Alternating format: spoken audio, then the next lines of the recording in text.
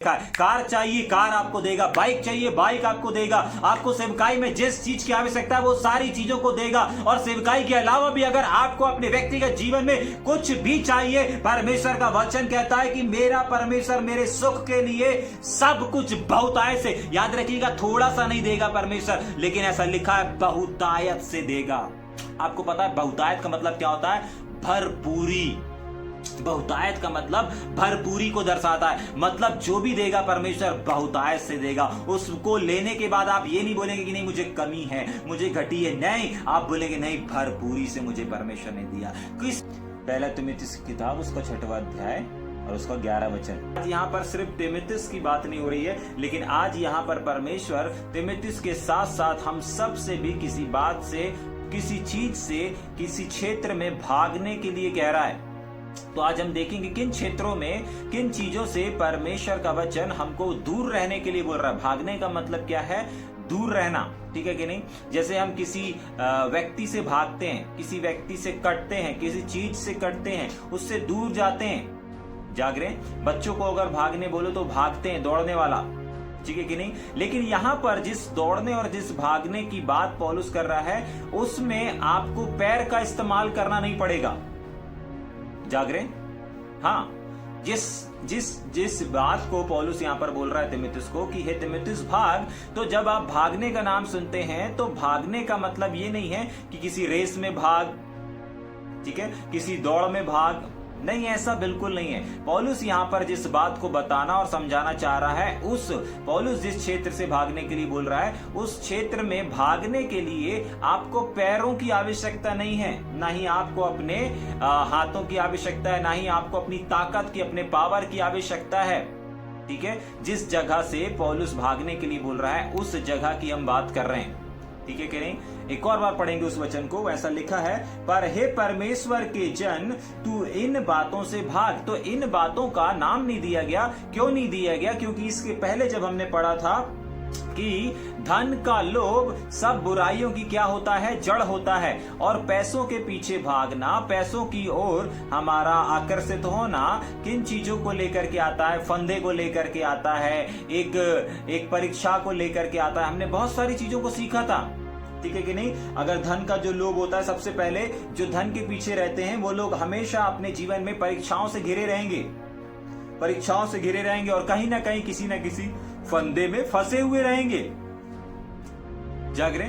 हाँ, तो कुछ पहचान होती है। तो इन चीजों से, इसकी जड़ क्या थी? पैसा, ठीक है? तो पौलुस यहाँ पर तिमुथियुस को और परमेश्वर का वचन आज की सुबह हम सबको इस बात से बोल रहा है, इस बात को कह रहा है कि देखो मेरा बेटा, मेरी बेटी, तू इन चीजों से, यानी कि इस धन के, इस पैसे के विचार से, इस पैसे के केस से तू भाग। जाग रहे? समझ में आ रहा है? हाँ, पैसा हमें अनिवार्य है, पैसा हमें हर कदम पर लगता है, ठीक है? हमें टिकट खरीदना है तो पैसा लगता है, हमें कहीं जाना है तो पैसा लगता है, हमें कुछ खाना है तो पैसा लगता है, हमें कुछ भी करना है तो हमें पैसे की आवश्यकता है। जाग रहे? लेकिन पैसा परमेश्वर के सेवकों के पॉकेट में नहीं होना चाहिए। हाँ, पैसा परमेश्वर के सेवकों के पैरों के नीचे होना चाहिए।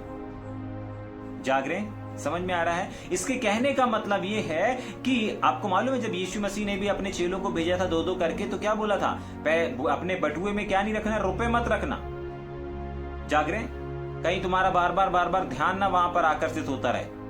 जाग रहे? एक बार जब यीशु मसीह सेवकाई कर रहे थे और सेवकाई के दौरान जब रोटी, लोगों को भूख लगी तो सबका ध्यान कहां पर गया था? पैसों पर गया था। यीशु मसीह भी उनको परखने के लिए बोलते, हाँ यार, इतने रुपए में इतनी सारी रोटियां कहां से आएंगी? जाग रहे?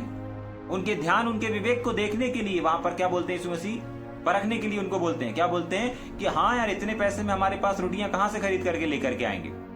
जाग रहे? फिर यीशु मसीह बोलते तुम्हारे पास क्या है? जाग रहे? देखिए, जब हमारे पास धन और हमारे पास पैसा रहता है ना, तो हम परमेश्वर की सामर्थ को नहीं ढूंढेंगे, परमेश्वर को नहीं खोजेंगे, क्योंकि हम उस समय क्या रहते हैं, बहुत बार उस पैसे पर, उस धन पर डिपेंड हो जाते हैं।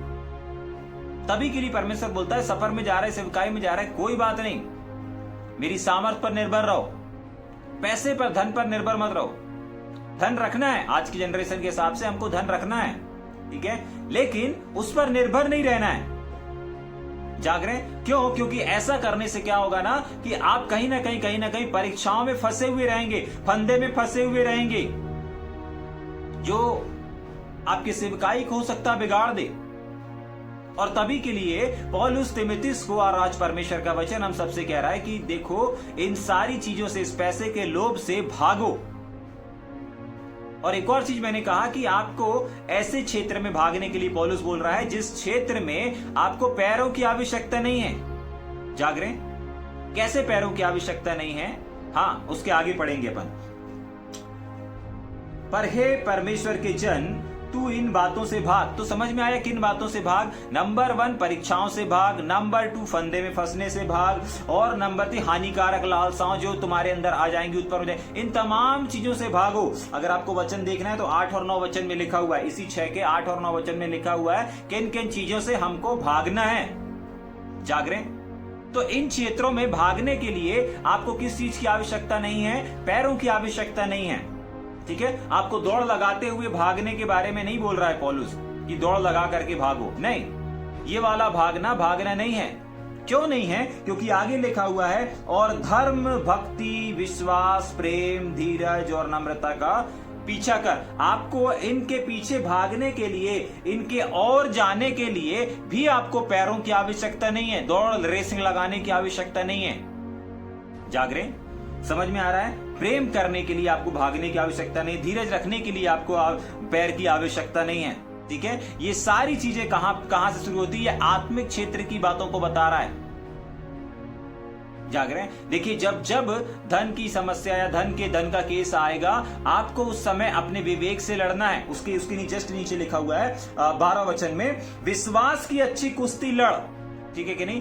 पहली चीज भागना है हमको धन के लोभ से, लालच से, और दूसरी चीज भक्ति का पीछा करना है, धर्म का पीछा करना है, विश्वास, प्रेम, धीरज, नम्रता, इन चीजों की खोज करना है और इनका पीछा करना है। कहां पर आपको प्रेम मिल रहा है? कहां पर आपको धीरज धरने की शक्ति मिल रही है? कहां पर इन सब चीजों के लिए अवसर मिल रहा है? आपको मालूम है, अगर आपके पास सताव आ रहा है, अगर आपके पास उधम मचा रहा है, अगर कोई भी सताव, कोई भी रुकावट आपके पास आ रही है, तो आप धीरजवंत हैं या नहीं है, आपके पास ये अवसर रहता है कि आप अपनी क्षमता को चेक कर सके कि आप कितना सहन कर सकते हैं। जाग रहे? अगर कोई आपका अपमान कर रहा है तो आप प्रेमी हैं, इस बात को साबित करने के लिए आपके पास एक अवसर आता है। अगर आपको कोई गलत बोल रहा है, अगर आपके ऊपर कोई आरोप लगा रहा है, तब आपके पास एक अवसर और एक समय रहता है कि आप इस बात को प्रूव कर सकें कि नहीं, मेरे अंदर मसीह का प्रेम है। जब अविश्वास, जब प्रार्थना सुनी नहीं जा रही है, जब कुछ भी अच्छा नहीं हो रहा है, तब आपके पास एक अवसर होता है कि आप एक विश्वासी हैं, इस बात का प्रमाण आप दे सकें। इसके लिए आपको रेसिंग करने की आवश्यकता नहीं, इसके लिए आपको भागने की आवश्यकता नहीं है। समझ पा रहे हैं? क्या लिखा हुआ है? धर्म, भक्ति, विश्वास, प्रेम, धीरज, नम्रता, इनका पीछा कर। इनका पीछा करने के लिए आपको पैरों की आवश्यकता नहीं है। जाग रहे? समझ में आ रहा है? जब चारों तरफ से नेगेटिव चीजों को सुनने मिल रहा है, उस समय भी अगर आप अपने विश्वास को बना करके रखें, उसके बाद भी अपने विश्वास को अपने परमेश्वर के ऊपर रखें, तब आप विश्वास का पीछा करने वाले लोग कहलाएंगे। जाग रहे? हाँ, बहुत सब तरफ से असफल हो रहा है, लेकिन उसके बाद भी आप धीरज धरे हुए हैं। कोई आपकी बुराई कर रहा, कोई आपके प्रति नेगेटिव बातों को बोल रहा है, तब भी आप पेशेंस को रखे हैं अपने अंदर। कोई आलोचना कर रहा है, कोई आपके नाम को उछाल रहा है, उसके बावजूद भी आप अपने अंदर धीरज को धरे हुए हैं, तब पता चलेगा। जाग रहे? आप धीरजवंत हैं, प्रेमी हैं, ये सब है, कब पता चलेगा? ठीक है? और एक और वचन को पढ़ेंगे जल्दी से। 12 वचन में लिखा हुआ है, विश्वास की अच्छी कुश्ती लड़। जाग रहे? जैसा मैंने बताया ना कि जब आप किसी से प्यार कर रहे हैं और बदले में आपको नफरत मिल रही है, तब ही पता चलता है कि आप सच में प्रेमी व्यक्ति हैं अथवा नहीं हैं। जब आप सम्मान दे रहे हैं किसी को और सामने वाला आपका अपमान कर रहा है, तभी पता चलता है कि आप सच में प्रेमी हैं कि नहीं हैं। जाग रहे? और इसी विश्वास की कुश्ती को लड़ने के लिए बोल रहा है परमेश्वर का वचन। जाग रहे? समझ पा रहे हैं? कैसे हम विश्वास की कुश्ती लड़ सकते हैं? कैसे विश्वास की कुश्ती लड़ सकते हैं? हाँ, ऐसे ही जैसे मैंने अभी बताया ना कि अगर सामने वाला नेगेटिव है, आप भी नेगेटिव हो गए, तो आपने अपने विश्वास की कुश्ती को लड़ा और आप हार गए। आपको विश्वास की कुश्ती में हारना नहीं है, परंतु विश्वास की कुश्ती को जीतना है। समझ पा रहे हैं कैसे हम विश्वास की कुश्ती को लड़ सकते हैं? कैसे? जब आप विश्वास में खड़े रहते हैं ना, तब कितनी भी रुकावटें, कितनी भी समस्याएं, अपने विश्वास से, अपने इरादे से, अपने फैसले को आप बदलते नहीं हैं। इसका मतलब आप विश्वास की कुश्ती को लड़ रहे हैं और विश्वास की कुश्ती में आप जीतते चले जा रहे हैं। समझ में आ रहा है? हाँ, पौलुस बोल रहा है प्रेम के क्षेत्र में, पौलुस बोल रहा है भक्ति के क्षेत्र में, पौलुस बोल रहा है धीरज के क्षेत्र में, पौलुस बोल रहा है नम्रता के क्षेत्र में। क्या करना है? विश्वास की कुश्ती लड़। आपको मालूम है, इस कुश्ती को लड़ने के लिए आपको हाथों की आवश्यकता नहीं है, ताकत की भी आवश्यकता नहीं है। इस कुश्ती को लड़ने के लिए आपके अंदर सिर्फ विश्वास की आवश्यकता है। हाँ, विश्वास की आवश्यकता है। यहां पर आपको किसी को उठा उठा के पटकना नहीं है, किसी को हाथों से मारना नहीं है, किसी को लातों से मारना नहीं है, परंतु अपने विश्वास की कुश्ती को लड़ना है। आपको मालूम है, संसार, सांसारिक बातें और विषम परिस्थितियां आपके विश्वास को, आपके विश्वास रूपी जहाज को डुबाने के लिए बहुत सारी उथल पुथल मचाएंगी। जैसे एक समुद्र में जहाज को डुबाने के लिए लहरें उधम मचाती हैं, आंधी तूफान भी उसका साथ देते हैं, ये तीनों सब यूनिटी में आ जाते हैं और क्या करते हैं? एक जहाज को डुबाने के लिए, तहस नहस करने के लिए अपनी पूरी ताकत लगा देते हैं। और बहुत बार बड़े से बड़े जहाज भी आप लोगों ने देखा होगा, सुना होगा कि समुद्र में, उसकी समुद्र की तह में समा जाते हैं। जाग रहे? कितने लोगों ने टाइटैनिक जहाज के बारे में सुना है? हाँ, सुना होगा, हम सब ने सुना है, क्योंकि वो एक महान, एक विशाल जहाज हुआ करता था। जाग रहे? हाँ, बहुत विशाल जहाज हुआ करता था, लेकिन क्या हुआ उसका साथ? आंधी तूफान और तमाम बहुत सारी चीजों आई, सब लोग मिल गए और उस जहाज को भी क्या कर दिया गया? डुबा दिया गया। जाग रहे? ठीक ऐसे ही आत्मिक क्षेत्र में भी आपके विश्वास को डुबाने के लिए, आपके विश्वास रूपी जहाज को, आपके मसीह जीवन को डुबाने के लिए भी कुछ लोग हैं जो कसरत कर रहे हैं आंधी बन के, कुछ लोग हैं जो कसरत कर रहे हैं समुद्र की लहरें बन करके, कुछ लोग हैं, कुछ आत्माएं हैं, कुछ दुष्ट आत्माएं हैं जो समुद्र के रूप में आपके इर्द गिर्द मंडरा रही है।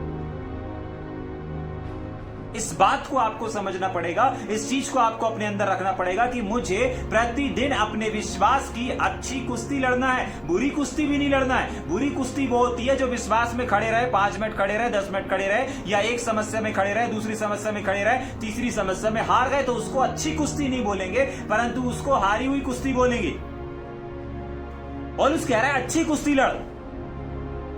विश्वास के क्षेत्र में आपको अच्छी कुश्ती लड़ना है, और अच्छी कुश्ती में, अच्छी कुश्ती वो होती है जो उस कुश्ती को जीत ले, वो उस लड़ाई को जीत ले। जाग रहे? हाँ, नए नियम में लिखा है लड़ने के लिए। हाँ, नए नियम में आज्ञा दे रहा है, नए नियम में हमको बता रहा है, नए नियम में हमको सिखा रहा है कि लड़ो, इस क्षेत्र में लड़ो। आपको अपने विश्वास रूपी ढाल को लेकर के, आपको अपने विश्वास को लेकर के अपने हर एक क्षेत्र में, किन किन क्षेत्रों में? पहला धर्म, दूसरा भक्ति, तीसरा विश्वास, चौथा प्रेम, पांचवा धीरज, छठवा नम्रता। इनका पीछा कैसे करेंगे? विश्वास के साथ ही कर पाएंगे। और किसको डुबाने का? विश्वास की अच्छी कुश्ती लड़। इसका मतलब इन क्षेत्रों में बहुत सारे अंधकार की ताकतें, संसार की ताकतें और शैतानी ताकतें हैं जो आपके विरोध में आकर खड़ी हो रही हैं। और एक व्यक्ति को करना क्या है? अपने विश्वास का इस्तेमाल करना है। आज की सुबह जो परमेश्वर का वचन आपसे कह रहा है, वो इसी बात को कह रहा है कि देखो, परमेश्वर नहीं लड़ेगा, परमेश्वर ने अपनी सामर्थ को आपके अंदर दे दिया है। और यहाँ पर ऐसा नहीं लिखा है कि परमेश्वर लड़ेगा, परंतु ऐसा लिखा है कि तू लड़। परमेश्वर तो एक विजयी योद्धा है और वो रहेगा भी, लेकिन परमेश्वर अकेला योद्धा नहीं कहलाना चाहता, वो साथ ही साथ चाहता है कि मुझ पर विश्वास करने वाले हर एक भाई, हर एक बहन एक सच्चा और अच्छा योद्धा बन करके, उभर करके सामने आए। और उसके लिए आपको भी यीशु मसीह के समान युद्ध करना पड़ेगा। और ये युद्ध आपको हाथों से नहीं, पैरों से नहीं, लेकिन ये युद्ध आपको अपने अंदर विश्वास से करना पड़ेगा।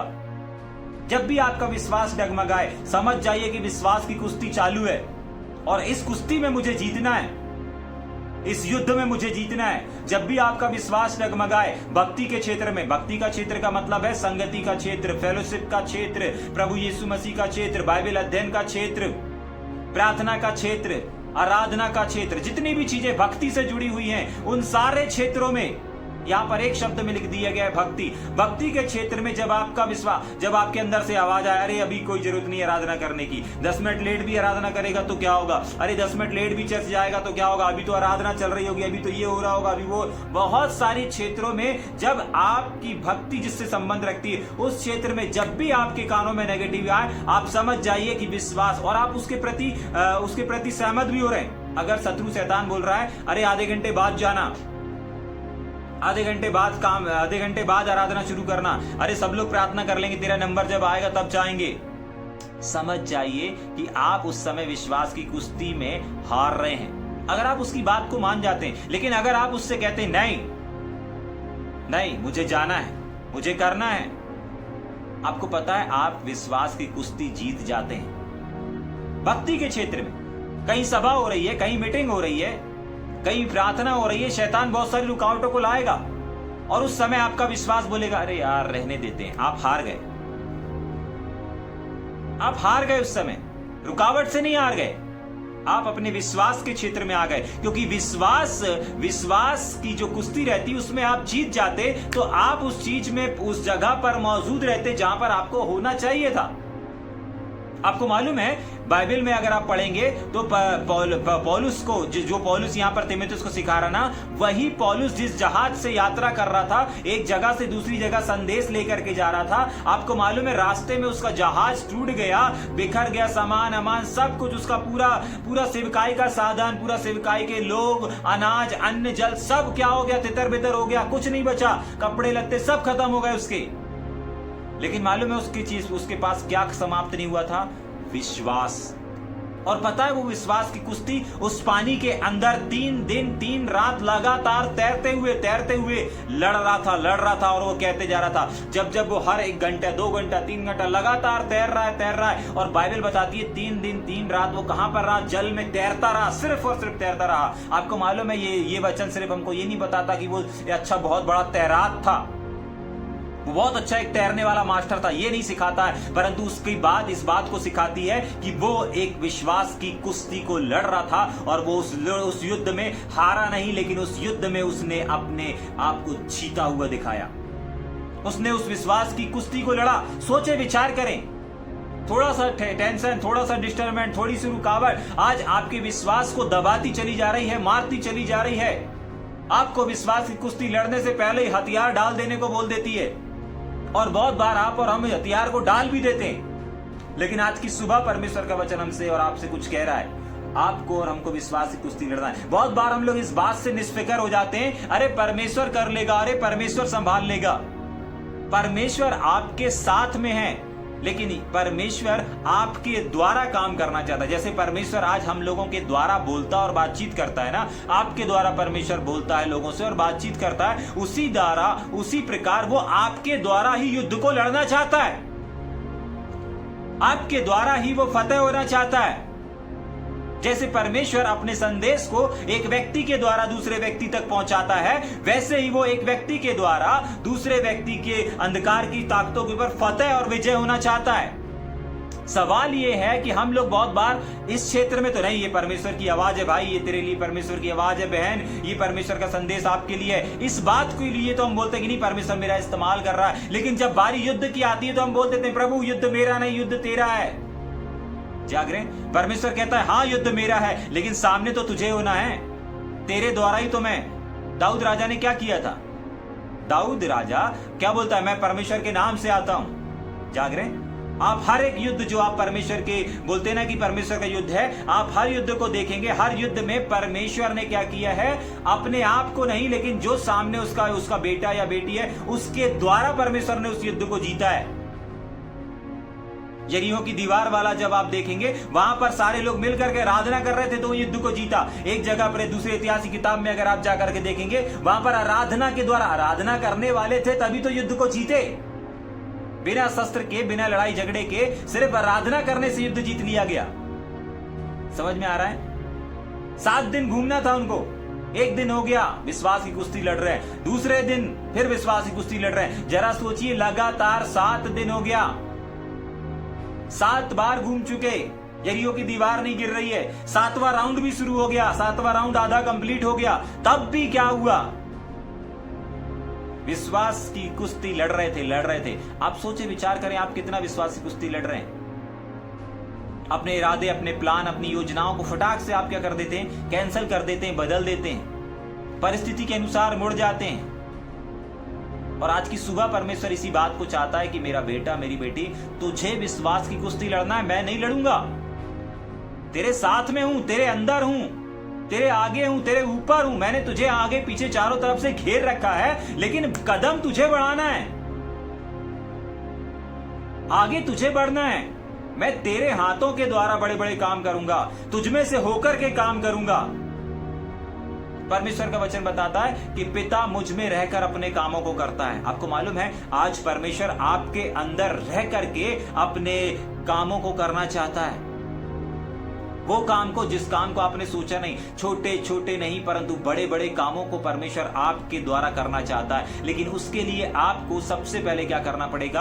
अपने जीवन में विश्वास की कुश्ती को लड़ना सीखना पड़ेगा और लड़ना पड़ेगा। और लड़ना भी ऐसे कि जीतने वाले लड़ना, ऐसा वाला नहीं कि अपन हार गए, परिस्थितियों से हार गए। मैं बहुत सारे लोगों को देख रहा हूं इस समय में, बहुत सारे लोग विषम परिस्थितियों से हार गए, विश्वास की दौड़ से हार गए। विश्वास की कुश्ती लड़ना शुरू किया और कुछ दिन बाद हार गए। एक दिन में हार गया कुछ लोग 2 दिन में हार गए और हार जाते हैं। जाग रहे? किसी के जीवन में बीमारी आया, बीमारी से हार जाते हैं। कर्ज आया, कर्ज से हार जाते हैं। चर्च में सताव आया, उस सताव से हार जाते हैं। किसी भाई ने कुछ गलत बोल दिया, उस चीज से हार जाते हैं। किसी ने साथ छोड़ दिया, उससे हार जाते हैं। पैसे नहीं है तो उससे हार जाते हैं। घर में झगड़ा हो गया, उन बातों से हार जाते हैं। पति से नहीं बन रही, पत्नी से नहीं बन रही, उन क्षेत्रों में हार जाते हैं। अपने विश्वास की कुश्ती को लड़ना छोड़ देते हैं, अपने आप को हारा हुआ समझ लेते हैं। जाग रहे? समझ में आ रहा है? लेकिन आज की सुबह परमेश्वर का वचन कह रहा है कि आपको विश्वास की कुश्ती को लड़ना है। देखिए, इस कुश्ती को लड़ने के लिए आपको हाथ पैर की आवश्यकता नहीं है। अपने अंदर ये इनर विटनेस, आपको अपने अंदर इस युद्ध को लड़ना है, क्योंकि यह आत्मिक युद्ध की श्रेणी में आता है। जाग रहे? समझ में आ रहा है? आपको अगर विश्वास को दिखाना है, आप नहीं दिखा पाएंगे। अगर आपसे कोई बोलेगा आपका पैर कहाँ है, तो आप पैर उठा के बता सकते हैं। अगर आपसे बोलेगा आपके कान कहाँ है, आप बोलेंगे ये है मेरा कान। अगर आपसे बोलेगा आपका हाथ कौन सा है, लेफ्ट हाथ कौन सा है, राइट हाथ कौन सा है, आप बोलेंगे लेफ्ट हाथ ये है, राइट हाथ ये है। आप अपने शरीर के हर एक चीजों को दिखा सकते हैं, लेकिन आपको मालूम है आप अपने विश्वास को नहीं दिखा सकते। क्यों नहीं दिखा सकते? क्योंकि विश्वास बाहरी चीजों को नहीं, लेकिन विश्वास अंदरूनी चीजों को दर्शाता है। विश्वास दिखावटी चीजें या दिखावटी जीवन नहीं होता। विश्वास ही भीतरी मनुष्य तत्व होता है और भीतरी मनुष्य तत्व कहलाता है। जाग रहे? विश्वास अंदर से काम करता है। हाँ, वो बाहर नजर आता है, आपके द्वारा नजर आएगा। आपके शरीर के अंग जैसे नजर आ रहे हैं ऐसे नजर नहीं आएगा, लेकिन वो इनर विटनेस के द्वारा नजर आएगा, आपके कॉन्फिडेंस के द्वारा नजर आएगा, आपके कार्यों के द्वारा नजर आएगा। समझ में आ रहा है? अगर आप किसी चीज को बोल रहे हैं तो नजर आएगा, क्योंकि आपका बोलना विश्वास को दर्शाता है। जाग रहे हैं? अगर आपको लगता है, अगर आपको ये विश्वास ही नहीं है कि परमेश्वर प्रतिदिन मुझसे बोल रहा है, मुझसे बातचीत कर रहा है, तो आप 1-2 वचन क्या, और एक व्यक्ति या 2 व्यक्ति के क्या, पूरे संसार के व्यक्तियों का भी संदेश सुन लेंगे तो आपको कभी नहीं लगेगा कि परमेश्वर आपसे बात कर रहा है। लेकिन अगर आपके अंदर विश्वास होगा, अंदर बाहर नहीं, आपके अंदर अगर विश्वास होगा कि परमेश्वर अपने वचन के द्वारा, परमेश्वर दैनिक मनन के द्वारा हमसे बोलता है, बातचीत करता है, तो कोई एक छोटा सा भी क्लिप या एक छोटी सी भी लाइन या 5 मिनट भी अगर आपने या 1 मिनट भी आपने इस वचन को या इस बात को जरा सा भी सुन लिया, जरा सा भी कुछ किया, आपको लगेगा नहीं परमेश्वर मुझसे बात कर रहा है। अगर आपके अंदर विश्वास होगा तो, अगर आप विश्वास के युद्ध में जीत रहे होंगे तो। लेकिन अगर आप विश्वास के क्षेत्र में, विश्वास की कुश्ती में हार रहे होंगे तो आपको कभी भी यह एहसास ही नहीं होगा कि परमेश्वर का आत्मा मुझसे बात कर रहा है। आज अगर लोगों को नहीं लगता कि परमेश्वर का वचन मुझसे बात कर रहा है, तो वो विश्वास की कुश्ती को हार चुके हैं। लेकिन आज जिन लोगों को लगता है कि नहीं, परमेश्वर का आत्मा मुझसे प्रतिदिन बात कर रहा है, समझ जाइए कि वो विश्वास की अच्छी कुश्ती लड़ रहे हैं। संसार में कुछ भी हो रहा है, संसार के लोगों के साथ कुछ भी हो रहा है, कैसी भी परिस्थिति क्यों ना चल रही हो, उसके बाद भी अगर वो परमेश्वर की आवाज को सुन पा रहे हैं, इसका मतलब वो हर एक क्षेत्र में विशेषकर विश्वास की कुश्ती में जीतते चले जा रहे हैं। अगर आज आपके आसपास विषम परिस्थिति होने के बावजूद भी, संकट होने के बावजूद भी, सताव होने के बावजूद भी, अगर आज आप परमेश्वर के वचन को सुन रहे हैं, अगर आज आप परमेश्वर से प्रार्थना कर रहे हैं, अगर आज आप परमेश्वर की बड़ाई कर रहे हैं, तो इसका मतलब है कि आप विश्वास की अच्छी कुश्ती लड़ते हुए आगे आए हैं। जाग रहे हैं? आज आपका परमेश्वर के वचन को सुनना, आज आपका इस संदेश को सुनना, इस बात का प्रमाण है कि आप अपने जीवन में एक अच्छी कुश्ती को लड़ रहे हैं। हाँ, और इस कुश्ती में आप हार नहीं रहे हैं, परंतु जीतते चले जा रहे हैं। आपको मालूम है, बहुत सारे ऐसे लोग हैं जो कुश्ती को लड़ना शुरू करते हैं लेकिन हार जाते हैं। प्रेज गॉड की परमेश्वर ने आपको हारा हुआ नहीं, लेकिन विजय जीवन में रखा हुआ है। जाग रहे हैं? समझ में आ रहा है या ऊपर से जा रहा है? आइए आगे जल्दी से पढ़ेंगे। विश्वास की अच्छी कुश्ती लड़ और उस अनंत जीवन को धर ले। ठीक, थोड़ा सा यहां पर भी रुकेंगे। उस अनंत जीवन को क्या कर ले? धर ले। धर ले को अगर हम ओल्ड वर्जन में पढ़ेंगे तो वहां पर लिखा है कब्जा कर ले। क्या कर ले? कब्जा कर ले। इसका मतलब पता है क्या है? परमेश्वर कुछ चीजों को करने के लिए बोल रहा है। जैसे पौलुस यहाँ पर तिमुथियुस को बोल रहा है कि भाई तू विश्वास की अच्छी कुश्ती लड़, लेकिन साथ ही साथ क्या करना है? अनंत जीवन को धरना है। इसका मतलब यीशु मसीह हमारे लिए मारा गया, गाड़ा गया, हमारे लिए जीवन को जिया और उसके अनुग्रह से हमें अनंत जीवन मिल जाता है, ऐसा नहीं है। उसके बलिदान से हम परमेश्वर को हे अब्बा हे पिता कहकर पुकार सकते हैं, लेकिन अनंत जीवन के लिए हमें कुछ करना पड़ेगा। याद रखिएगा, उद्धार मसीह की दया है, स्वर्ग दया नहीं है। अनंत जीवन दया नहीं है। आपको दया में उद्धार मिल गया, दया में आपको अच्छा बिजनेस मिल गया, परमेश्वर की दया से आपका परिवार अच्छा से चल रहा है, परमेश्वर की दया से आपके घर में बच्चे नहीं थे, बच्चे होना शुरू हो गए, परमेश्वर की ये दया है कि आपके पास बिजनेस नहीं था, काम नहीं था, आपका काम शुरू हो गया है, परमेश्वर की ये दया है कि आपका लोन पड़ गया, परमेश्वर की ये दया है कि आपके पास कर्ज था वो कर्ज उतर गया, परमेश्वर की ये दया है कि आपकी सारी किस्तें खत्म हो गई हैं, परमेश्वर की ये दया है कि आज आप उसके नाम को जान पा रहे हैं, परमेश्वर की ये दया है कि उसने अंधकार से आपको छुड़ा लिया, ये परमेश्वर की दया है कि उसने शैतान के चुंगल से आपको छुड़ाया, ये परमेश्वर की दया है कि उसने आपको नशीले जीवन से आजाद किया, ये परमेश्वर की दया है कि उसने व्यर्थ मुर्दों से आपको आजाद कराया, ये परमेश्वर की दया है कि उसने आपको पूंछ नहीं परंतु सिर के स्थान पे रखा। ये सारी चीजें परमेश्वर की दया को दर्शाती हैं, लेकिन दया स्वर्ग नहीं है, दया अनंत जीवन नहीं है। अनंत जीवन के लिए आपको और हमको कुछ करना पड़ेगा। जाग रहे? और यहां पर वही लिखा है कि अनंत जीवन को धर ले। धर ले का मतलब कब्जा कर ले। इसका मतलब परमेश्वर ने अनंत जीवन का कब्जा करके नहीं रखा हमारे और आपके लिए।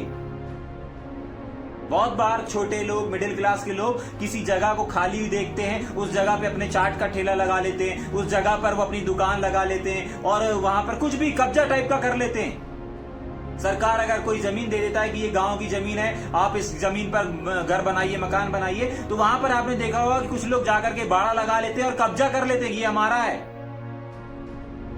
जाग रहे? हाँ, कब्जा कर लेते हैं। और अगर वो कब्जा ना करें तो दूसरा व्यक्ति आकर के वहीं पर अपना झंडा गाड़ देगा और घर बनाना शुरू कर देगा। जाग रहे? लेकिन वहां पर अगर कब्जा रहेगा ऑलरेडी पहले से, तो दूसरा कोई भी व्यक्ति वहां आकर के घर बनाना शुरू नहीं कर सकता। क्यों? क्योंकि ऑलरेडी वहां पर कब्जा है। इसीलिए परमेश्वर का वचन कहता है कि ये काम आपको करना है। आप परमेश्वर पर निर्भर मत हो जाइए कि युद्ध मेरा नहीं है, परमेश्वर लड़ेगा। नहीं, लड़ना भी आपको है। हाँ, परमेश्वर आपके द्वारा लड़ेगा। आपके पड़ोसी के द्वारा आपका युद्ध नहीं जीता जाएगा, आपके अगुओं के द्वारा आपको युद्ध में विजय नहीं मिलेगी। आपके द्वारा ही परमेश्वर युद्ध को जीताएगा। समझ में आ रहा है? परमेश्वर चाहता तो हर राजाओं, जो दाऊद राजा हो चाहे कोई भी राजा, जितने भी राजा थे जिन्होंने बड़े बड़े युद्ध जीते, वो परमेश्वर उनके, आपको मालूम है, परमेश्वर आपको आगे करके आपका नाम को ऊंचा उठाना चाहता है। आप परमेश्वर के नाम को ऊंचा उठाना चाहते हैं, लेकिन परमेश्वर आपके द्वारा विजय दिला करके आपके ही सर को मस्तक ऊंचा करना चाहता है। आपको मालूम है जब दाऊद ने गोलियत को मारा तो परमेश्वर की बड़ाई कोई नहीं कर रहा था। कर रहा था क्या? परमेश्वर के नारे लगा रहे थे कि यीशु जिंदा है, यीशु जिंदा है, ऐसा कुछ हो रहा था क्या? नहीं हो रहा था। क्यों नहीं हो रहा था? क्योंकि वहां पर गा रहे थे साउल ने इसने को, दाऊद ने इतने हजारों को मारा। जाग रहे, दाऊद के नारे लग रहे थे। समझ पा रहे हैं परमेश्वर की योजना को? समझ पा रहे हैं क्यों लड़ने के लिए बोल रहा है, क्यों कब्जा करने के लिए बोल रहा है? अगर आज परमेश्वर आपको विश्वास की कुश्ती लड़ने के लिए बोल रहा है, दाऊद के समान अगर आप लड़ेंगे तो क्या होगा? आपके सर को, आपके मस्तक को परमेश्वर ऊंचा कर रहा है। अगर आप कब्जा करेंगे तो परमेश्वर आपके मस्तक को ऊंचा करेगा, आपका मस्तक ऊंचा होगा। जाग रहे? हाँ, साफ लिखा हुआ है। इस बात को अपने अंदर रखिए कि अनंत जीवन आपको मुफ्त में नहीं मिलेगा। यीशु मसीह के लहू बहाने से आपको अनंत जीवन नहीं मिल जाएगा। अनंत जीवन के लिए आपको कुछ चीजों को करना पड़ेगा। समझ में आ रहा है या ऊपर से जा रहा है? अनंत जीवन फ्री में नहीं मिलेगा। अनंत जीवन के लिए कसरत करनी पड़ेगी। अनंत जीवन के लिए आपको अनंत जीवन को धरना पड़ेगा। वापस पढ़ेंगे क्या उसको? वापस मैं पढ़ता हूं। और उस अनंत जीवन को धर ले, पकड़ ले। ओल्ड वर्जन में बहुत अच्छे से लिखा है कब्जा कर ले। उर्दू में लिखा हुआ है कब्जा कर ले, धर ले, अपने अंडर में कर ले। इसका मतलब जैसे हम कहीं पर टिकट बुक करते हैं, ट्रेन की टिकट बुक करते हैं, फ्लाइट की टिकट बुक करते हैं, बस की टिकट बुक करते हैं, और उस वो टिकट जैसे ही हमारे हाथ में आती है हमारी सीट कंफर्म हो जाती है। इस तारीख को हमको यहाँ जाना है और ये सीट पर अब कोई व्यक्ति नहीं बैठ सकता। ठीक उसी प्रकार आपको और हमको अनंत जीवन की टिकट को क्या करना है? अनंत जीवन को धर लेना है। जाग रहे? और इस टिकट को भी करने के लिए आपको अपने हाथ पैर की आवश्यकता नहीं है। आपको एक अच्छी कुश्ती को लड़ने की आवश्यकता है। जब आप एक अच्छी कुश्ती को लड़ते हैं और जीतते हैं ना, जब संसार में युद्ध को जीता जाता है तो लोगों को क्या किया जाता है? राजा बनाया जाता है, कोई पद दिया जाता है, इनाम दिया जाता है।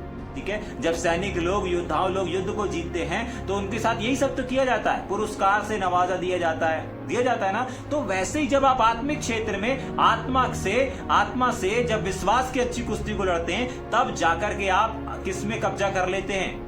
जो व्यक्ति अपने विश्वास की अच्छी कुश्ती को लड़ता है और उस युद्ध में जीत जाता है, विश्वास की इस कुश्ती में जीत जाता है, उसको परमेश्वर अनंत जीवन का क्या कर लेता है? कब्जा कर लेता है। उसने सिर्फ युद्ध को नहीं जीता, उसने सिर्फ विश्वास के युद्ध को नहीं जीता, परंतु उसने उस अनंत जीवन को जीत लिया है। जाग रहे? हाँ, बच्चे लोग स्कूल में दौड़ लगाते हैं, बड़े लोग ओलंपिक में दौड़ लगाते हैं, अलग अलग जगहों पर दौड़ लगाते हैं, उस दौड़ के बाद उनको पुरस्कार मिलता है। जाग रहे हैं? ठीक ऐसे ही जब आप विश्वास की कुश्ती को लड़ते हैं ना, आपको भी पुरस्कार दिया जाता है, और वो पुरस्कार ही अनंत जीवन है। और इसी को धर लेने के लिए बोल रहा है परमेश्वर। इसका मतलब आज की सुबह परमेश्वर हमसे इस बात को बता रहा है कि अगर आपने यीशु मसीह को ग्रहण कर लिया है, बपतिस्मा ले लिया है, आप निस्फिक्र नहीं हो सकते। ये सिर्फ अभी आप दया और अनुग्रह के क्षेत्र में आप क्या कर रहे हैं? दया और अनुग्रह के क्षेत्र में, समय में आप जीवन को व्यतीत कर रहे हैं। लेकिन इस दया और इस अनुग्रह से बढ़कर भी कुछ चीज है, और वो है परमेश्वर का अनंत जीवन। और उसके लिए आपको कुछ करना पड़ेगा। वो आपको दया में नहीं मिलेगा, वो आपको दया में नहीं मिलेगा, वो आपको अनुग्रह में नहीं मिलेगा, लेकिन वो आपको कुछ करने के लिए, कुछ करने से मिलेगा। जाग रहे? समझ में आ रहा है या ऊपर से जा रहा है? आगे चलेंगे कि जल्दी से? ठीक, धर ले के बाद जिसके लिए तू बुलाया गया और बहुत से गवाहों के सामने अच्छा अंगीकार किया था।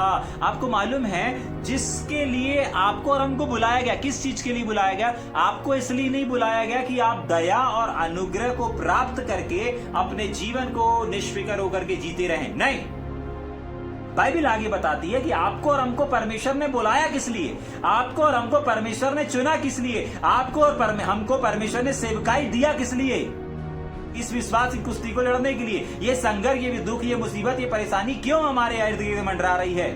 क्यों ये तमाम चीजें हमारे साथ हो रही हैं? क्योंकि परमेश्वर ने हमको उस अनंत जीवन को धरने के लिए बुलाया है। और साथ ही साथ कहता है परमेश्वर का वचन, क्या हमको परमेश्वर ने इसीलिए बुलाया? समझ पा रहे? परमेश्वर की योजना ये है कि मेरा बेटा और मेरी बेटी इस जीवन नहीं परंतु अनंत जीवन के वारिस ठहरने पाए। जाग रहे, समझ में आ रहा है? एक और बार पढ़ेंगे हम उस वचन को, धर ले जिसके लिए, मतलब उस अनंत जीवन के लिए ही परमेश्वर ने आपको और मुझको बुलाया है।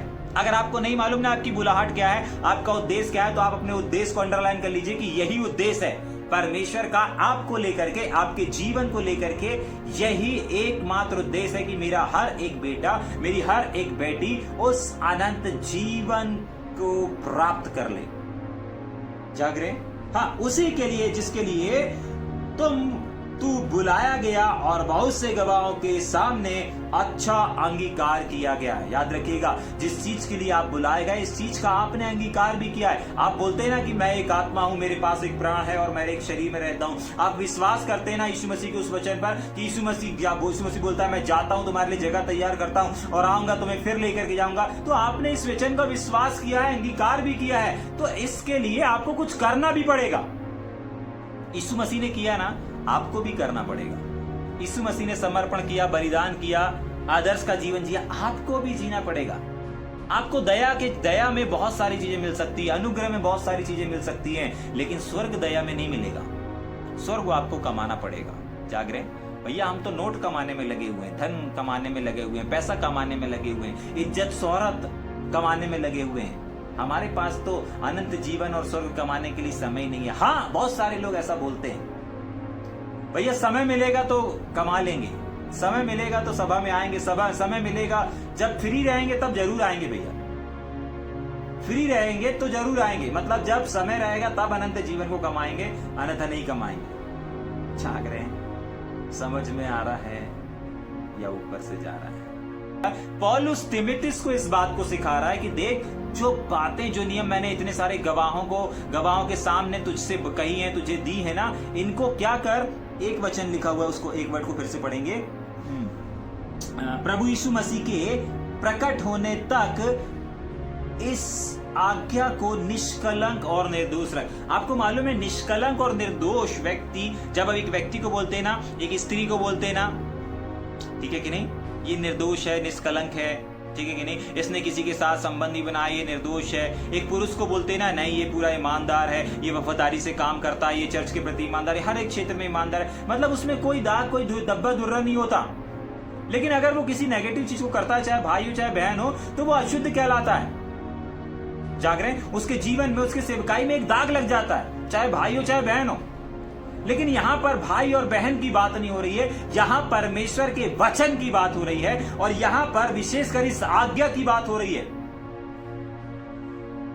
हाँ, और आपको मालूम है यहां पर किसी भाई बहन की बात नहीं, लेकिन परमेश्वर के वचन की बात हो रही है। और ये परमेश्वर की वचन की बात क्या है कि जिन बातों को मैंने तुझे सिखाया, किस बातों को, विश्वास की कुश्ती लड़ने के बारे में, किस बात को, धन से परे रहने की बात में, किस चीज से भागने के लिए, परमेश्वर, लोभ, लालच, इन सब से भागने के लिए जितनी भी बातों को अभी हमने सीखा है 6वें अध्याय में, इन तमाम चीजों को और इन आज्ञाओं को पौलुस बोल रहा है कि देख, इसमें कोई भी मिलावट नहीं करना, इसमें कुछ भी ऐड नहीं करना। जैसा मैंने तुझे सिखाया है ठीक वैसे ही तुझको भी सिखाना है। और कब तक सिखाना है? प्रभु यीशु मसीह के आने तक इसमें कोई मिलावट नहीं करना। जैसा जैसा मैंने बताया है ठीक वैसा ही वैसा तू आगे लोगों को सिखाना।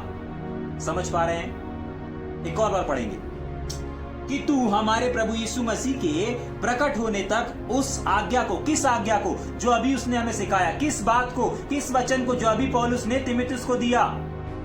लिखा है ना, हेडिंग क्या था? तिमुथियुस को व्यक्तिगत निर्देश, जो उसको व्यक्तिगत रीति से बता रहा है, सिखा रहा है, समझा रहा है। आज वो व्यक्तिगत नहीं रह गया, आज वो हमारे सामने आ चुका है ये वचन। अगर सिर्फ तिमुथियुस के लिए व्यक्तिगत चीजें होती तो तिमुथियुस यहाँ पर किताबों में लिख करके, पौलुस यहाँ पर किताबों में लिख करके आज सारे संसार को नहीं सिखा रहा होता। ये सारे संसार के लिए व्यक्तिगत निर्देश हैं।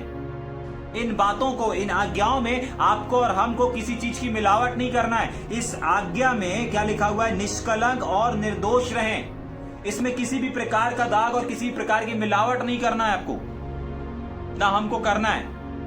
बहुत सारे ऐसे वचन रहते हैं ना जिसमें अपन गहराई तक जाते हैं, गहराई तक, और गहराई में से उसमें से कुछ मोती निकाल करके बहुत बार परमेश्वर हमारे सामने लेकर के आता है। लेकिन इन वचनों के लिए परमेश्वर बोल रहा है नहीं, इसमें कुछ मिलावट नहीं करना। इसको जैसा है, ये आज्ञा जैसी है ऐसे ही रखना। इसमें कोई भी ये निष्कलंक रखना, मतलब इसमें कुछ भी गलत नहीं होने देना, कोई भी दाग नहीं लगने देना। इस आज्ञा पर याद रखिए, किसी व्यक्ति पर कलंक की बात नहीं कर रहे हैं, किसी भाई पर कलंक की बात नहीं कर रहे हैं, किसी बहन के ऊपर कलंक की बात नहीं कर रहे हैं। यहाँ पर बात हो रही है परमेश्वर के वचन में, इसमें कलंक नहीं लगने देना। आपको मालूम है जब आप इस वचन के अनुसार नहीं करते तो उस पर ऑलरेडी कलंक लग जाता है। समझ पा रहे हैं? अगर आपको बोला गया, अगर आपको सिखाया गया, अगर आपको समझाया गया, अगर आप ऐसा नहीं कर रहे हैं तो आपने ऑलरेडी कलंक लगा दिया। सीखने के बाद, समझने के बाद भी अगर आप नहीं मान रहे हैं, उस वचन पर कलंक लग गया, आपकी सेवकाई के साथ साथ उसमें भी लग गया। जाग रहे? समझ में आ रहा है? आपको विशेषकर इस आज्ञा का क्या करना है? इसमें कलंक नहीं लगने देना है। इसका मतलब इन बातों को आपको मानना ही मानना है। इसमें कोई भी शक नहीं कि आप इस बात को नहीं मानता। इन बातों को आपको और हमको फॉलो करना ही करना। हर एक उन चीजों को, उस न्याय को जिसको अपन को धरने के लिए बोला, जिसको प्राप्त करने के लिए बोला, पौलुस कहता है इन तमाम चीजों को जो हमने 12, 14 और 15, 16 वचन में देखा, परमेश्वर ने एक समय निर्धारित करके रखा है और ऐसा लिखा हुआ है कि परमेश्वर ठीक समय पर दिखाएगा। वो परम प्रधान है, वो आदि है, वो अल्फा है, वो ओमेगा है, वो राजाओं का राजा है और उसी की महिमा युगान्यक होती रहे। जाग रहे हैं?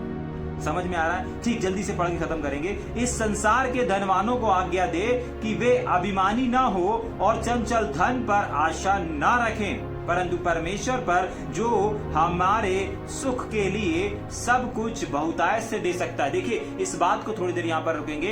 पौलुस तीमुथियुस को बोल रहा है कि संसार के लोगों को आज्ञा दे और सिखा। किस विषय पर सिखा? किसकी आज्ञा दे?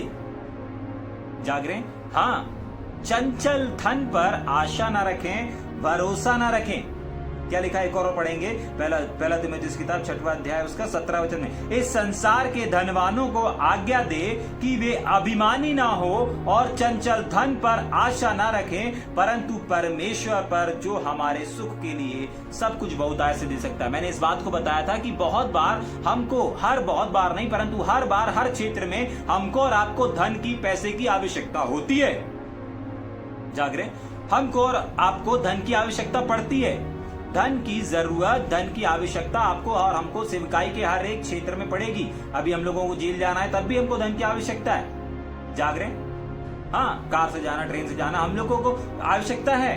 ठीक है कि नहीं? लेकिन इस बात को समझिए कि जब भी आपको धन की आवश्यकता पड़े ना, तो आप धन की ओर देखें, लेकिन धन के ऊपर आश्रित मत हो जाएं। पौलुस का बताने का और सिखाने का ये मतलब है, धनवानों को आज्ञा दे। बहुत बार लोगों के पास ज्यादा धन रहता है ना, तो वो अपने धन पर भरोसा करते। हमें भी किसी चीज की आवश्यकता होती ना, तो बहुत बार अपन लोग भी धन को फोकस करने लगते हैं। लेकिन परमेश्वर का वचन बोलता है कि एक विश्वासी को धन के ऊपर तेगना है, लेकिन भरोसा नहीं रखना है। धन आएगा तभी ये चीज होगी, धन आएगा तभी पैसा आएगा, तभी ये काम होगा, ऐसा नहीं है। आपके बहुत सारे काम आपके पास पैसा आने से, पैसे आने के बिना भी हो जाएंगे। जाग रहे हैं? और मैं प्रोफेटिकली इस चीज को बोलना चाहूंगा, अगर आपका काम, किसी का भी काम, विशेषकर जो इस समय सुन रहा है, अगर आपका कोई भी काम पैसे की वजह से रुका है, तो यीशु नासरी के नाम से बिना पैसे के वो काम परमेश्वर आज की सुबह करने पर है। जाग रहे हैं? समझ में आ रहा है? अगर आपका फोकस वहां पर चला गया है कि नहीं, पैसा आएगा मेरे पास, पैसा धन आएगा मेरे पास, कहीं से रुपए आएगा, तब जाकर के मैं ये काम शुरू करूंगा, तब जाकर के मैं इस चीज को करूंगा, तब जाकर के मैं परमेश्वर के लिए करूंगा, तो आज इसी समय परमेश्वर आपके विवेक से इस कचड़े को निकालने के लिए बिना पैसे के आपके जीवन में काम करके दिखाएगा। जाग रहे? हाँ, क्यों दिखाएगा? क्योंकि परमेश्वर का वचन कहता है, परमेश्वर अपने लोगों की चिंता करता है। परमेश्वर आपके ध्यान को उस ओर भी लेकर के जाएगा।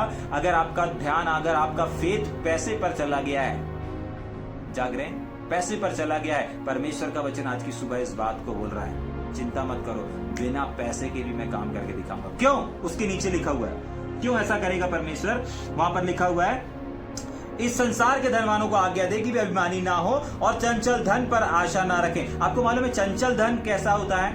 आज मेरे पास है, कल आपके पास है। परसों किसी और के पास है, फिर दूसरे दिन किसी और के पास, उसको बोलते चंचल, कभी इधर कभी उधर कभी उधर मंडराता रहता है। तो एक ऐसे चीज के ऊपर जो यहाँ वहां घूमता ही रहता है। आपके पास पैसा आ भी गया ना, आप उस काम को करने के लिए जिसके ऊपर आप भरोसा रखे ना, आप वो पैसा, आप वो गड्डी किसी को दे देंगे और वो गड्डी से आप सामान खरीद लेंगे। पैसा आपके पास रहा क्या? नहीं। तो क्यों उसके ऊपर विश्वास रखते, क्यों उस पर आश्रत रखते हैं? ठीक, तो किस पर रखना है? परमेश्वर बिना पैसे के काम किसके जीवन में करेगा? आगे नीचे लिखा हुआ है, परंतु उसके जीवन में काम करूंगा जो परमेश्वर पर भरोसा रखा हुआ है, जो परमेश्वर पर निर्भर है कि नहीं परमेश्वर करेगा। हाँ, पैसे का मैं आश्रय तक रहा हूं, लेकिन उसके बावजूद पैसा आ भी गया तब भी मेरा परमेश्वर करेगा, पैसा नहीं आया तब भी मेरा परमेश्वर पूरा करेगा। मेरा परमेश्वर मेरे लिए सब कुछ पूरा करेगा।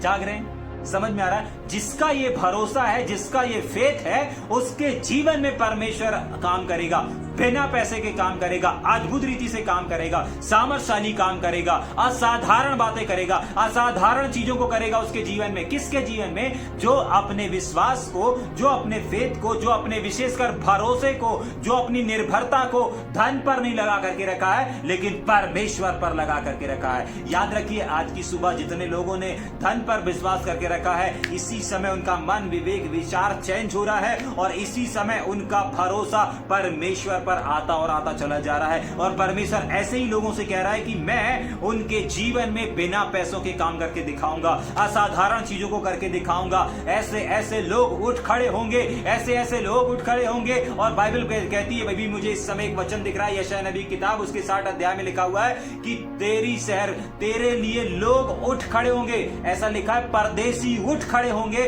और तेरी शहरपना को बताएंगे, बनाना शुरू कर देंगे। हो सकता है आप घर बना रहे होंगे, हो सकता है आप अपनी जिंदगी को बना रहे होंगे, हो सकता है अपनी शादी मैरिज के कामों को बनाने में लगे होंगे, हो सकता है आप अपने बच्चों के भविष्य को बनाने में लगे हुए होंगे, हो सकता है आप चर्च को बनाने में लगे हुए होंगे, हो सकता है आप परमेश्वर के राज्य को बढ़ाने में लगे होंगे, हो सकता है आप पूरे भारत में सेवकों को तैयार करने के काम में लगे होंगे। परमेश्वर आज की सुबह आपसे कह रहा है कि देख, तेरे लिए परदेसी उठ खड़े होंगे और तेरी शहरपना को बनाना शुरू करेंगे। तू जिस काम को कर रहा है काम को करना शुरू कर देंगे। क्यों? क्योंकि परमेश्वर का वचन आया है। और मैं विश्वास करता हूं कि जब भी परमेश्वर का वचन आता है, वो एक प्रकाश को लेकर के आता है। वो 1 2 3 4 को नहीं, परंतु हर एक को प्रकाशित करता है। जाग रहे हैं? समझ में आ रहा है? लेकिन सिर्फ ये उन लोगों के जीवन में होगा जिनका भरोसा धन पर नहीं है, जिनका भरोसा परमेश्वर पर है। परमेश्वर उनके जीवन में इस असाधारण चीजों को, इस असाधारण बातों को करना शुरू करेगा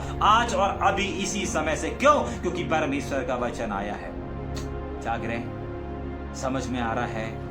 क्या ऊपर से जा रहा है? ठीक, एक और बार पढ़ के हम सीधा आगे चलेंगे। इस संसार के धनवानों को आज्ञा दे कि वे अभिमानी ना हो, घमंड ना करें ज्यादा। धन धन धन, पैसे पैसे पैसे। क्यों? क्योंकि वो चंचल है, आगे लिखा हुआ है। उस पर आश्रित मत हो जाएं, उस पर भरोसा मत करने लगे, परंतु परमेश्वर पर आश्रित हो जाएं, परमेश्वर पर भरोसा करें। और उसके आगे लिखा है कि वह हमारे सुख के लिए सब कुछ बहुतायत से दे सकता है। आपको लगता होगा नहीं, परमेश्वर कुछ हमें सिर्फ खाने पीने के लिए दाल रोटी चक्कर चावल बस यही चीजों को देता है। नहीं, सब कुछ दे सकता है। ऐसा लिखा है। कार चाहिए, कार आपको देगा, बाइक चाहिए, बाइक आपको देगा, आपको सेवकाई में जिस चीज की आवश्यकता है वो सारी चीजों को देगा। और सेवकाई के अलावा भी अगर आपको अपने व्यक्तिगत जीवन में कुछ भी चाहिए, परमेश्वर का वचन कहता है कि मेरा परमेश्वर मेरे सुख के लिए सब कुछ बहुतायत से, याद रखिएगा, थोड़ा सा नहीं देगा परमेश्वर, लेकिन ऐसा लिखा है बहुतायत से देगा।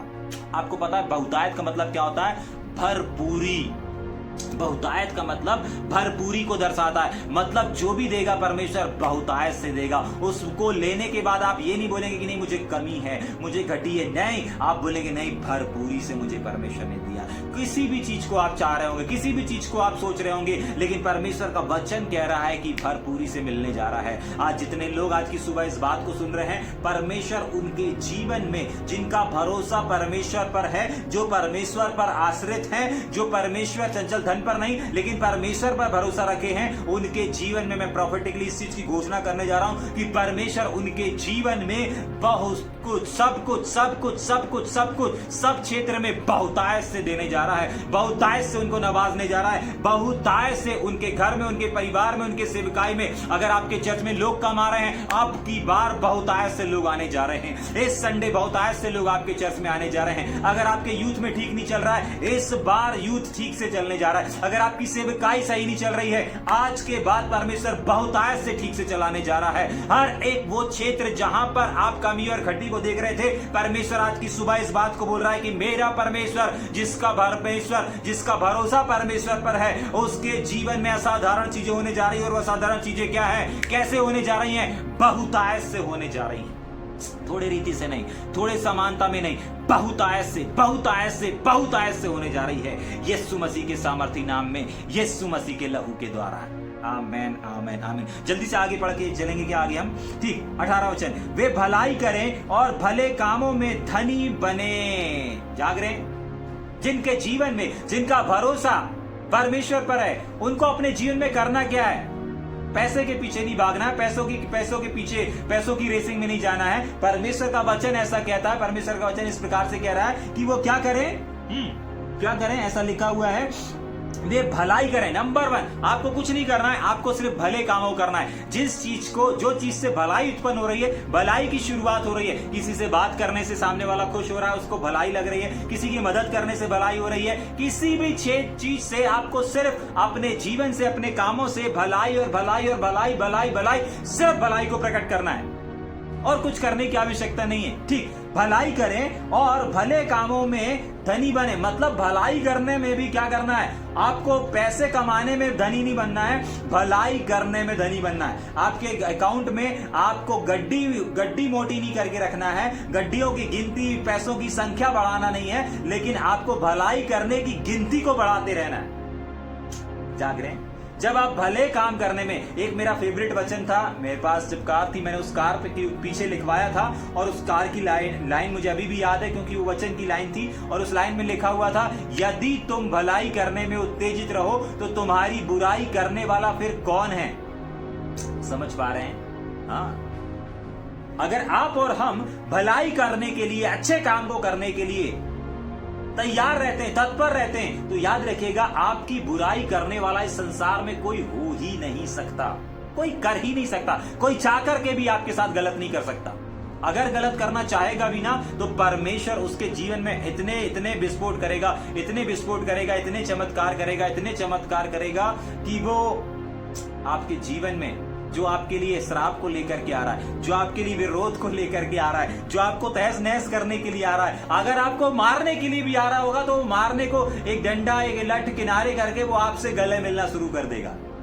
जाग रहे हैं? वो आपके साथ गलत नहीं कर पाएगा। क्यों नहीं कर पाएगा? परमेश्वर का वचन कहता है, यदि तुम भलाई करने में उत्तेजित रहो तो तुम्हारी बुराई कौन कर सकता है? तेरा घाटा कौन कर सकता है? तेरा नुकसान कौन कर सकता है? जाग रहे? अगर आज आपका नुकसान हो रहा है, अगर आज आपका घाटा हो रहा है, चाहे व्यवसाय में, चाहे सेवकाई में, चाहे किसी भी क्षेत्र में, चाहे परिवार में, चाहे धन में, कहीं पर भी अगर आपका घाटा हो रहा है, अगर आपके पैसे व्यर्थ जा रहे हैं, आपका समय व्यर्थ जा रहा है, तो आज की सुबह परमेश्वर बोल रहा है कि आज से भलाई की गिनती और भलाई की क्वांटिटी को बढ़ाना शुरू कर दो। जहां अवसर मिल रहा है, भलाई करो, भले काम करना शुरू कर दो। और एक दो नहीं, लेकिन लगातार करते जाओ। क्या होगा करने से? परमेश्वर का वचन कहता है, तेरी बुराई कोई नहीं कर पाएगा, तेरे साथ गलत कोई नहीं कर पाएगा, तुझे कोई धोखा नहीं दे पाएगा, तेरा पैसा व्यर्थ नहीं जा सकता, तेरा धन बेकार नहीं जा सकता, तेरा समय बेकार नहीं जा सकता।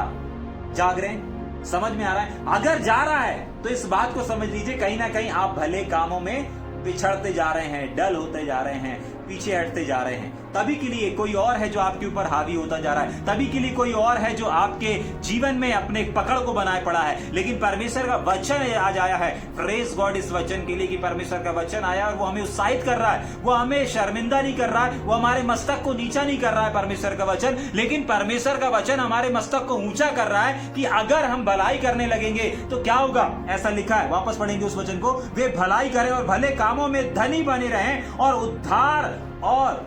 उदार और सहायता देने में तत्पर हो। जाग रहे हैं? इन चीजों को बस आपको करना है। और उसके आगे लिखा है, और आगे के लिए एक अच्छी नींव डाल रखें कि सच्चे जीवन को वश में कर ले। आपको मालूम है, आपका आज का जीवन कल के लोगों के लिए, आने वाले लोगों के लिए एक मिसाल ठहरेगा। जैसे आज हम लोगों की, विशेषकर पौलुस की, पतरस की, यूहन्ना की, याकूब की, मरकुस की, यीशु मसीह की, मूसा की, दाऊद, इन लोगों की हिस्ट्री को पढ़ते हैं, इन लोगों के जीवन से सीखते हैं। आपको मालूम है आगे के लिए आपके जीवन से लोग सीखने के लिए तैयार रहेंगे। आपके जीवन की किताब को, कौन ये भाई था, अरे कौन ये बहन थी जिसने एक ऐसे जीवन को जी के गया, आपको मालूम है। जाग रहे लोग व्याकुल होंगे, आने वाले लोगों के लिए आप एक मिसाल बन जाएंगे अगर आप भलाई करने में उत्तेजित रहेंगे, अगर आप भले कामों में लगे हुए रहेंगे। सबसे पहली चीज, कोई बुराई नहीं कर पाएगा। दूसरी चीज, आप आने वाले लोगों के लिए एक मिसाल बन करके इस संसार में नजर आएंगे। जैसे इस संसार में आकाश मंडल में तारा चमकते हैं ना, वैसे ही तारों के समान आप भी चमकेंगे अगर आप, ध्यान सुनिए, अगर आप लोगों के लिए, लोगों के साथ भलाई करने में लगे रहते हैं। समझ में आ रहा है या ऊपर से जा रहा है? ठीक, कितना टाइम बचा, जल्दी शुरू करेंगे क्या, आगे चलेंगे? ठीक, 20 और 21 वचन को पढ़ के अपन खत्म करेंगे ना। ठीक, ऐसा लिखा है, हे तीमुथियुस, इस धरोहर की रखवाली कर और जिस आज्ञा को ज्ञान कहना भी भूल है, उसके अशुद्ध बकवाद और विरोध की बात से परे रहे। जाग रहे? थोड़ा सा यहां पर हमको रुकना पड़ेगा और इस बात को समझेंगे हम। ठीक है, परमेश्वर का वचन विशेषकर पौलुस तीमुथियुस से, और आज की सुबह परमेश्वर हमसे और आपसे कुछ चीजों को बोल रहा है। और यहां पर ऐसा लिखा हुआ है, हे तीमुथियुस, इस धरोहर की रखवाली कर, इन बातों की, इन शिक्षाओं की, इन नियमों की, इन बातों की जो मैं तुझे सिखा रहा हूं, क्या कर, रखवाली कर। और साथ ही साथ रखवाली नहीं करना है। रखवाली का मतलब पता है क्या होता है? आप जो सीख रहे हैं उसको थाम करके रखें, आप जो प्राप्त कर रहे हैं उसको केयर करके रखें, उसको संभाल करके रखें। क्यों रखें? क्यों रखना है? आपको मालूम है परमेश्वर के वचन में ऐसा लिखा है, सावधान कहीं कोई तेरा मुकुट तुझसे छीन न ले, तेरे परिश्रम, तेरे, आपको मालूम है परमेश्वर का वचन ऐसा कहता है कि हमारा परमेश्वर में किया गया परिश्रम व्यर्थ नहीं जाता। लेकिन बाइबल ये भी बताती है कि अगर आप केयरफुल नहीं रहेंगे तो वो परिश्रम छीना भी जा सकता है। कोई है जो छीनने के लिए तैयार है। तभी के लिए पौलुस तीमुथियुस को बोल रहा है और परमेश्वर का वचन आज आपसे और हमसे कह रहा है कि इस धरोहर को, क्या लिखा हुआ है, इस धरोहर की रखवाली कर। मतलब कुछ चीजों की आपको रखवाली करनी है। जैसे एक चौकीदार या एक गेटमैन या एक वॉचमैन एक घर की रखवाली करता है, रात भर जागता है ताकि आप और चैन से सो सके, ताकि चोर उस घर में प्रवेश न कर सके। गेट में गेटमैन जागता रहता है, चिल्लाता रहता है, जागते रहो। चोर लोग सतर्क रहते हैं, उस घर में नहीं आते, उस क्षेत्र में नहीं आते। जाग रहे हैं? ठीक उसी प्रकार आपको भी शत्रु शैतान को अपने इर्द गिर्द ना आने देने के लिए कुछ चीज है जिसकी क्या करना पड़ेगा, रखवाली करना पड़ेगा। आपके पास जो ज्ञान है, आपके पास जो शिक्षा है, कैसे रखवाली कर सकते हैं, पढ़ेंगे क्या आगे हम? हाँ, थोड़ा समय लगेगा लेकिन पढ़ेंगे अपन। ठीक, वहां पर लिखा हुआ है रखवाली कर, उसके आगे, और जिस ज्ञान को ज्ञान कहना ही भूल है, इसको भी थोड़ा सा समझेंगे। जिस ज्ञान को ज्ञान कहना ही भूल है, उसके अशुद्ध बकवाद और विरोध की बातों से परे रहे। देखिए, बहुत बार पौलुस कह रहा है इन बातों के अलावा जिस ज्ञान को ज्ञान कहना ही भूल है, इसको थोड़ी देर समझेंगे। आपको मालूम है यहां पर परमेश्वर के वचन से हट करके और भी कुछ है जिस ज्ञान को ज्ञान कहना ही भूल है। आपको मालूम है कौन सा ज्ञान को ज्ञान कहना भूल है? उन बातों को विशेष करके जो बातें, बहुत बार ऐसा वैसा होता है ना कि लोग किसी एक बात को लेकर के, एक सब्जेक्ट को लेकर के, परमेश्वर के वचन की, बाहर की बात नहीं, सेवकों की बात कर रहे हैं, एक सेवक दूसरे सेवक की बात को लेकर के तर्क करता है, वितर्क करता है, बात करता है, बहस करता है। जाग रहे? तर्क करता है, वाद करता है, विवाद करता है, बहस करता है। जाग रहे हैं? इसको समझने के लिए एक दो वचन को पढ़ेंगे क्या हम? ठीक, मेरे साथ निकालेंगे जल्दी से। दूसरा तीमुथियुस 2:16, दूसरा तीमुथियुस 2:16, ये ख्याल से एक पन्ना पलटाएंगे और आपको मिल जाएगा। मैं पढ़ देता हूं। पर अशुद्ध बकवाद से बचे रहे, क्योंकि ऐसे लोग और भी अभक्ति में बढ़ते जाएंगे। आपको मालूम है सही बात के लिए भी बहस करना, अगर आप बोलते हैं कि नहीं हमको सफेद ड्रेस पहन करके चर्च जाना चाहिए और सामने वाला बोल रहा है कि नहीं हमको काली ड्रेस पहन के चर्च जाना चाहिए, ठीक है, आप परमेश्वर के वचन में श्वेत वस्त्र को सीधी सी बात है महत्व दिया गया, तो आप उसके लिए अगर बहस कर रहे हैं, वाद विवाद कर रहे हैं, जाग रहे हैं, तर्क वितर्क कर रहे हैं, बाइबल साफ बताती है 2:16 में लिखा हुआ है, पर अशुद्ध बकवाद से बचा रहे क्योंकि ऐसे लोग और भी अभक्ति में बढ़ते जाते हैं। आपको मालूम है आपकी जो भक्ति है, आपके पास जो समझ है, ज्ञान है, वो अभक्ति में बदलता चला जाएगा। किस में बदलता चला जाएगा? अभक्ति में बदलता और बदलता चला जाएगा। और यहां पर 20 वचन में क्या लिखा है? अरे जिस ज्ञान को ज्ञान कहना ही भूल है, लोग उस ज्ञान को साबित करने के लिए क्या करते हैं? बहस करना शुरू करते हैं। उसने ऐसा बोला, उसने ऐसा बोला, ये पास्टर वैसा, वो पास्टर वैसा, ये सेवक वैसा, नहीं उसकी गलत शिक्षा है, नहीं उसकी सही शिक्षा है, नहीं वो गलत है, वो ऐसा है, वो वैसा है। इस बकवाद में रहना। देखिए प्रभु यीशु मसीह को आपको देखना है, प्रभु यीशु मसीह ने ऐसा किया क्या? नहीं किया। आपको भी नहीं करना है। पौलुस अपने तीमुथियुस को, अपने आत्मिक बेटे को इस बात को सिखा रहा है, देख मेरे बेटे, व्यर्थ बकवाद में तुझे नहीं रहना है, व्यर्थ बकवाद में नहीं रहना है। हाँ, साफ लिखा हुआ है, जिस ज्ञान को ज्ञान कहना ही भूल है, लोग उसी ज्ञान को क्या करते हैं? एक दूसरे का तर्क वितर्क। लूका 1:77 में लिखा है, 11:52 में लिखा है, रोमियो 2 अध्याय में भी लिखा है। तो यहाँ पर इन सारी जगहों पर एक चीज पाई जाती है, और वो ये पाई जाती है कि आपको ऐसी ज्ञान और ऐसे समझ के लोगों से क्या करना है? परे रहना है, दूर रहना है। हाँ, जिसको ज्ञान को ज्ञान कहना ही बेकार है, उसी ज्ञान को सही करने के लिए, सही को गलत करने के लिए हम लोग क्या करते हैं? बहुत बार एक दूसरे से बहस करने लगते हैं। और उसके आगे लिखा हुआ है, उसके अशुद्ध बकवाद और विरोध की बातों से परे रहे। मतलब आपको बहस नहीं करना है परमेश्वर के वचन को लेकर के।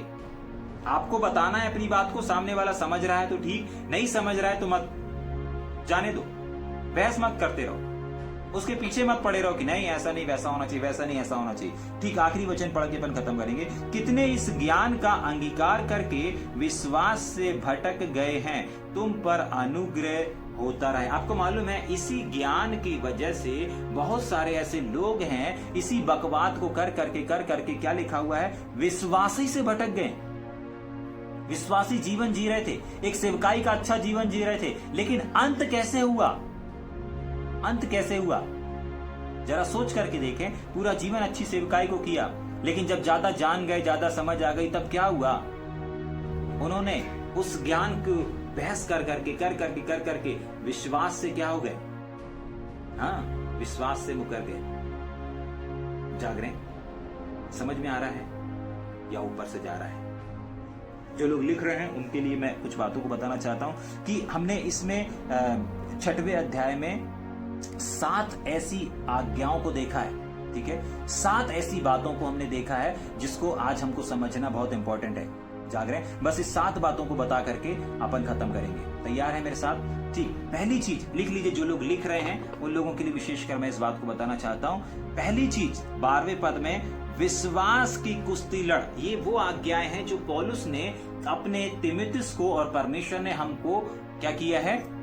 दिया है। तो पहली चीज जो आज हमको परमेश्वर के आत्मा ने सिखाया वो ये है, आपको और हमको विश्वास की अच्छी कुश्ती लड़ना ही है। दूसरी चीज, अनंत जीवन को धर लेना है। धर लेने का मतलब होता है कब्जा कर लेना। तो आपको और हमको अनंत जीवन को ऊपर कब्जा कर लेना है, क्योंकि अनंत जीवन हमको मुफ्त में नहीं मिलेगा। मुफ्त में हमको उद्धार मिल गया, मुफ्त में हमको संसारिक चीजें मिल रही हैं, मुफ्त में हमको आशीषें मिल रही हैं, लेकिन उद्धार मुफ्त में नहीं है। ठीक है, तो पहली आज्ञा विश्वास की कुश्ती लड़। दूसरी आज्ञा, दूसरी बात, अनंत जीवन को धर ले। तीसरी चीज, जब तक मसीह यीशु प्रकट ना हो जाए आज्ञा को क्या करके रहे? पकड़ करके रहे। मतलब उसमें मिलावट मत कर, जो हमने देखा था। तीसरी इंपॉर्टेंट चीज देखी थी आज हमने जो।